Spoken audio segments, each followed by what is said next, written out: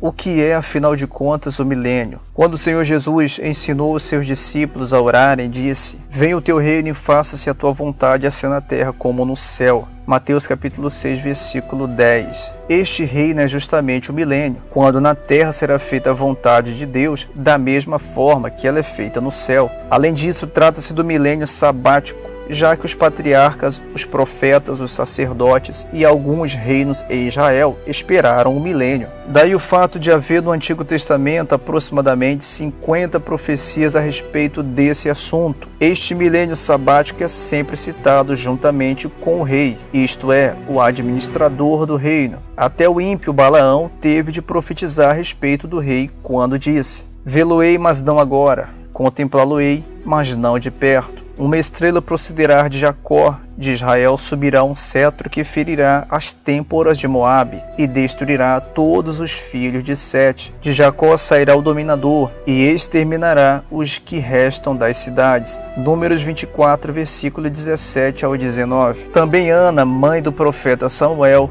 viu este reino vindouro e disse em seu cântico, inspirada pelo Espírito Santo: Os que contendem com o Senhor são quebrantados, dos céus troveja contra eles. O Senhor julga as extremidades da terra, dá força ao seu rei e exalta o poder do seu ungido. 1 Samuel 2, versículo 10. Também encontramos outra profecia sobre o futuro reino no livro dos Salmos. Porque se enfurecem os gentios e os povos imaginam coisas vãs. Os reis da terra se levantam e os príncipes conspiram contra o Senhor e contra o seu ungido, dizendo: Rompamos os seus laços e sacudamos de nós as suas algemas. Salmos 2, versículo 1 ao 3. Toda essa conspiração cristã terá o seu fim com o Armagedon, quando todos os inimigos do Senhor serão destruídos, e então Deus, o eterno Criador, estabelecerá o seu Filho Jesus Cristo visivelmente como Rei, conforme o escrito no próprio livro de Salmos: Eu, porém, constituí o meu Rei sobre o meu santo monte Sião. Salmos 2, versículo 6. Quando o Senhor Jesus estiver assentado no seu trono e governar como rei em Jerusalém, no monte Sião, então cessarão contendas, ódios, inimizades, divórcios, enfim, tudo que seja nocivo ao ser humano. Haverá uma perfeita paz, a qual se estenderá inclusive até o mundo animal. O profeta Isaías fala a este respeito: Do tronco de Jessé sairá um rebento, e das suas raízes um renovo. Repousará sobre ele o Espírito do Senhor, e o Espírito de sabedoria e de entendimento, o Espírito de conselho, de fortaleza, o Espírito de conhecimento e de temor do Senhor. A justiça será o cinto dos seus lombos, e a fidelidade o cinto dos seus rins. O lobo habitará com o cordeiro, e o leopardo se deitará junto ao cabrito. O bezerro, o leão novo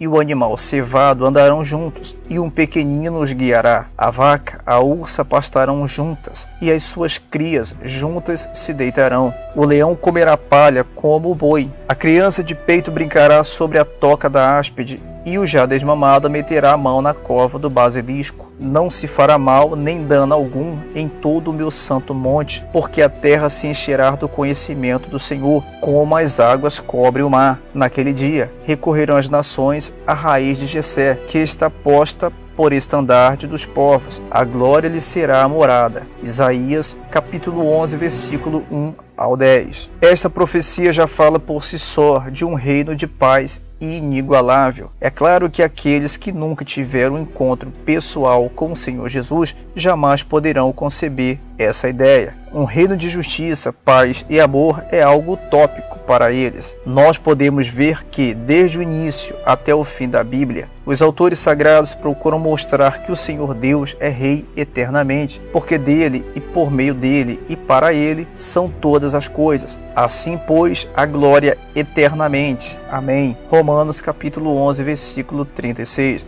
Em última análise, a Bíblia trata sempre do reino de Deus. Por ocasião da queda de Adão e Eva, ficou provado que o ser humano não queria reconhecer o reinado exclusivo de Deus. O próprio Senhor determinou que o homem fosse reinar sobre a sua criação, mas por causa da submissão à palavra do diabo, o homem perdeu o direito de ser senhor para ser escravo. Daí a razão pela qual o Senhor Jesus precisou vir ao mundo. Ele veio como um último Adão para reedificar o reino, o tabernáculo de Davi, pois, cumpridas estas coisas, Voltarei e reedificarei o tabernáculo caído de Davi, e levantando-o de suas ruínas, restaurá-lo-ei. Atos capítulo 15, versículo 16. E como é possível restaurar o reino de Deus na terra, que era e, por enquanto, ainda é sujeita ao diabo? Através do sofrimento e morte vicária do nosso Senhor Jesus Cristo, que permaneceu rei em todas as circunstâncias e não pecou.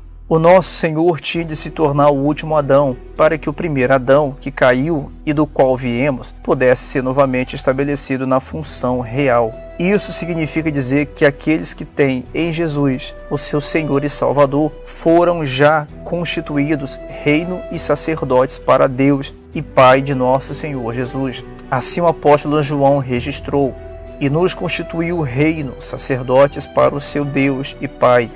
A ele a glória e o domínio pelo século dos séculos. Amém. Apocalipse 1, versículo 6.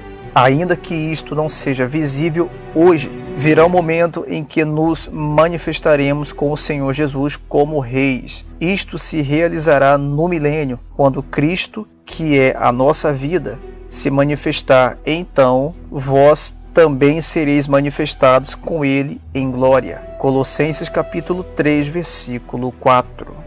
Se você gostou desse conteúdo, deixe o seu gostei nesse vídeo e não esqueça de compartilhá-lo nas redes sociais de sua preferência. E se você tem uma opinião a dar sobre esse conteúdo, deixe o seu comentário aqui nesse vídeo.